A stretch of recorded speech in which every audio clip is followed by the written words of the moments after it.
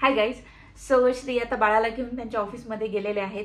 तुम्ही जस्टच आता बघितलं त्यांनी किती मजा करतायत ते पण आपण बघितलं. ते जेवढा वेळ तिथे मजा करतायत ते आपण तेवढा वेळ घरी करणार आहोत पॅकिंग. कारण आपण जाणार आहोत कुठेतरी फिरायला कुठे जाणार आहोत ते तुम्हाला नेक्स्ट व्हिडिओमध्ये किंवा ह्या व्हिडिओच्या एंडमध्ये कळून जाईल.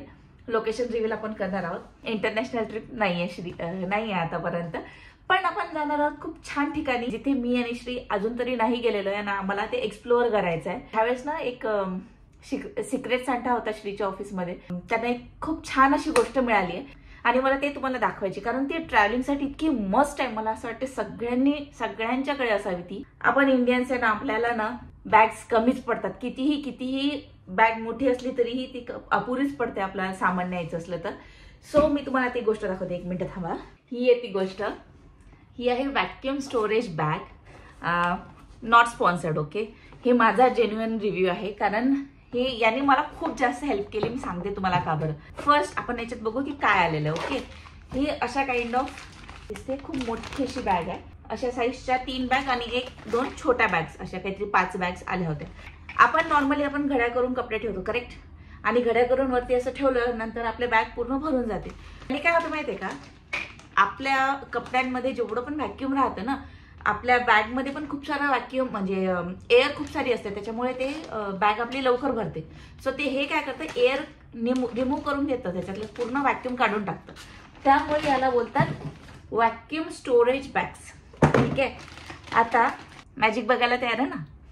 आता हे बघा, ही छोटी बॅग आहे. ठीक आहे. आणि याच्यात मी माझ्या बाळाचे कपडे ठेवले. पूर्ण असं स्क्वीज होऊन जातं. ते किती चपट झालंय बघा हे. आणि जर आपण आता नॉर्मली हे जर मी कपडे असे थर रचला असता तर तो एवढा झाला असता. आणि हे बघा व्हॅक्यूम केल्यावर किती इझिली तुमच्या बॅगमध्ये असंच ठेवून द्या आणि टणा, कामच संपलं. सो मी तुम्हाला एक करून दाखवते. आपल्याला फक्त याच्यातला व्हॅक्यूम रिमूव्ह करण्यासाठी ही झिप फक्त अनलॉक करायची. ही एवढी ती अशी बॅग आहे. आपण असे कपडे याच्यामध्ये पसरवले, याला असं झिप लॉक करून टाकायचं परत. आणि मग ठीक आहे, पॅक झालं.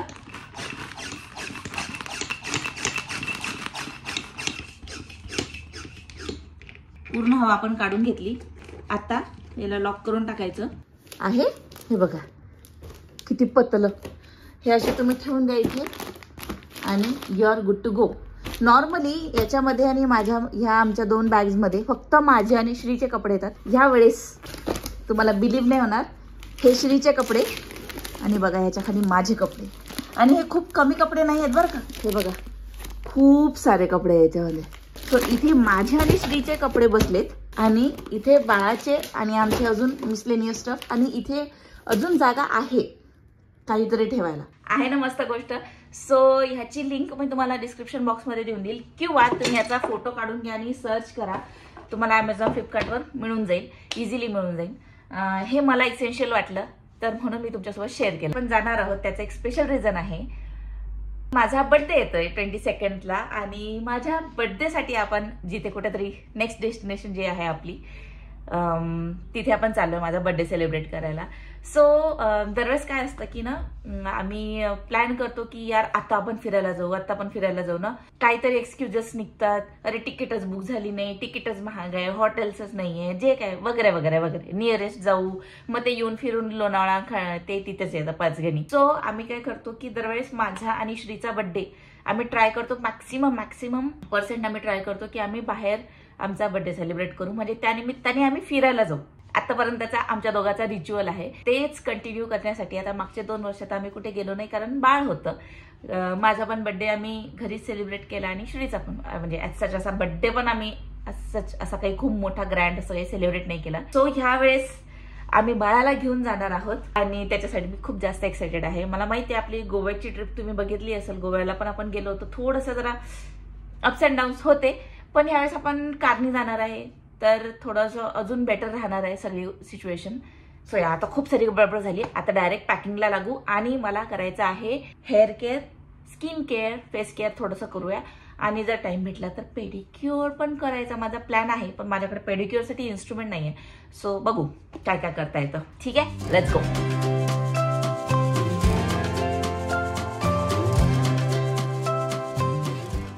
आपल्याकडे जे जे आहे आपण त्याच्यातनं थोडं स्किन केअर करू. तो मला एक ना ब्रँडनी हे पाठवलेलं होतं, हर्बल मित्रचं मुलतानी मिट्टी वॉलनट स्क्रब.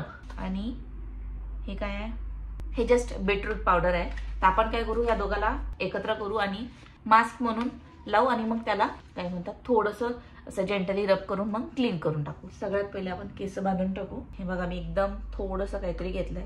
हे आपण घेतली मुलतानी मिट्टी, जास्त पडलं का, बीटरूट पावडर आणि हे आहे रोज वॉटर. हे मी याच्यात टाकते. ते बॉटलवालं रोज वॉटर पाहिजे होतं, हे माझ्याकडे असं स्प्रेवाला आहे. याला आपण बर्थडे ग्लो अप असं काहीतरी म्हणू, पण ग्लो येते की नाही मला माहिती नाही. पण आपल्याला थोडंसं पॅम्पर करता यायला पाहिजे स्वतःला, नाही का. आपण नेहमी नाही करत, वेळ काढतच नाही बेसिकली. आणि ना माझ्याकडे इथे हे पण आहे, काय मी झुडिओला गेले होते सो तिकडनं मी हा सॅलिसिलिक मास्क पण आणलाय. सॅलिसिलिक ॲसिड, म्हणजे याने मस्त असं छान वाटेल, असं रिफ्रेश होऊन जाईल आपली स्किन. हे सगळं केल्यावरती आपण हे लावू, काढून डायरेक्टच टाकते याच्यात. हो ज्यादा हो गया यार. श्री आले की लावू. तुम्ही पण तुझ्या हस्बंडला असंच करता का, तुम्ही एक काहीतरी लावलं की ते त्यांना पण लावून टाकायचं. आता मी बोटानेच लावायला घेणार आहे. सो या चला चालू करू.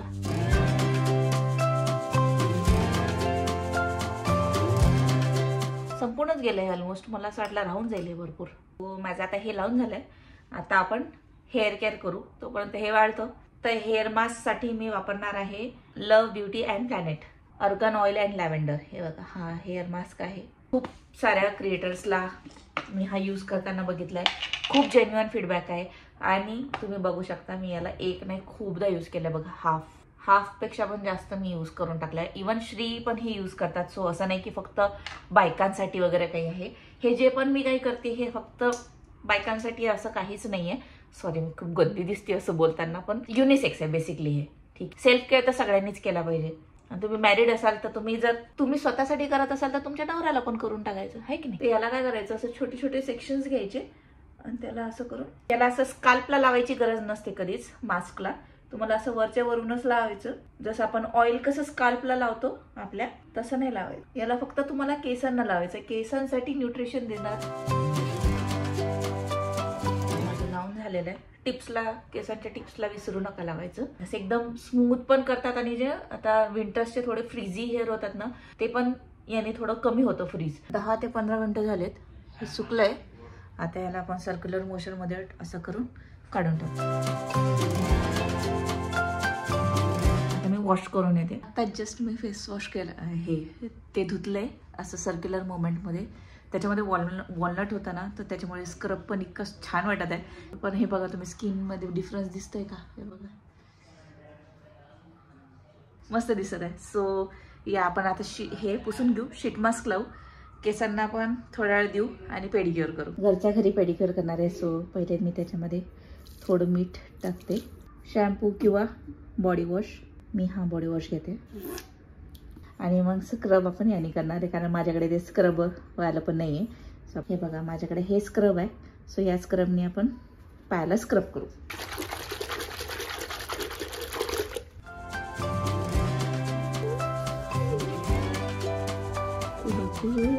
कसं गरम झालं,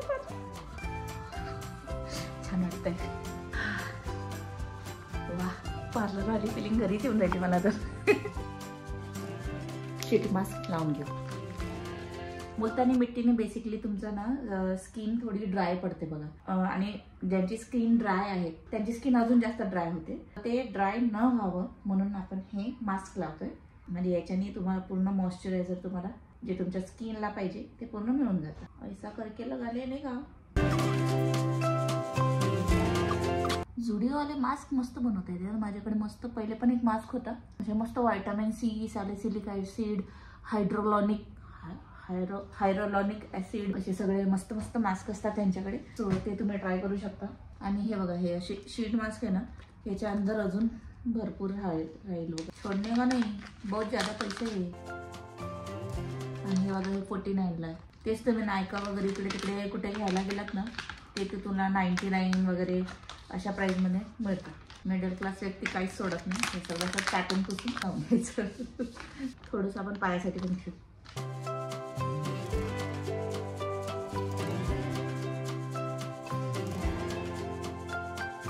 पाय झालेले आहेत. वा वा वा वा, चकाचक. आता आपण याला पटकन नेलपेंट लावू. अशी राहायची माझी फीट. आता आपण शीट मास्क पण काढून टाकू. शीट मास्क पण काढलाय. सो आता मी याला असंच राहू देणार. याच्यानंतर तोंड धुवायचं नाही किंवा फेस वॉश पण नाही करायचा. हे असंच राहू द्यायचं. हे मॉइश्चर अंदर जातं. आता मी केस धुते आणि मग आपला स्किन केअर संपवून टाकू. लंबा प्रोसेस होता पण झालं भाई. हे बघा मी आत्ताच केस धुतलेत. मला लगेच थोडी तरी शाईन दिसेल बघा. आणि वाळल्यावर पण खूप सुंदर दिसतात आता. आणि थोडे कमी फ्रीजी होतात. याला कंटिन्यू यूज केल्यानंतर तुमचं फ्रीज बऱ्यापैकी चाललं जातं. एअर ड्राय होऊ देईल. मी मोस्टली ड्रायर वापरत नाही, त्याने माझा फ्रीज वाढतो केसांचा. सो मी याला एअर ड्रायर होऊ देईल आणि मग तुम्हाला दाखवेल.